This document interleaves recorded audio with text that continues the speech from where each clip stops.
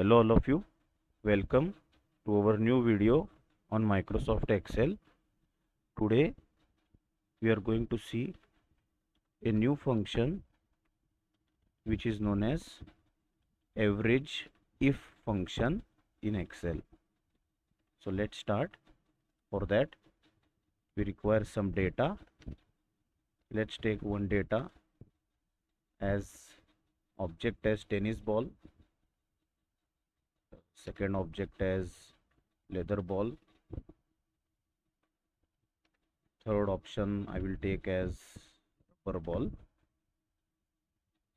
and I will just randomly copy paste this. Suppose tennis ball, here suppose there is rubber ball, and I will randomly write the values. Suppose this is 50, this is 100, this is 100, this is 50, this is 100, this is 100. So what is the use of average if function?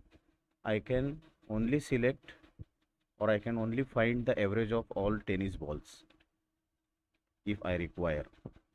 So write is equal to average if, open the bracket, from this range, so select this range, then write comma, I require average of tennis ball, so select tennis ball, cell, comma, and select this value. So this is the range from which we require the average. Let's click enter. So it comes out to be 66.67. See how you can find out. Add the number of tennis balls like 50, then we are having again 50, and then we are having 100. So total is 200, and tennis ball is repeated 3 times. So 200 divided by 3. So see, with the help of average if function you can get the same value. In this way we have to use the average if function in Excel. Thank you all of you.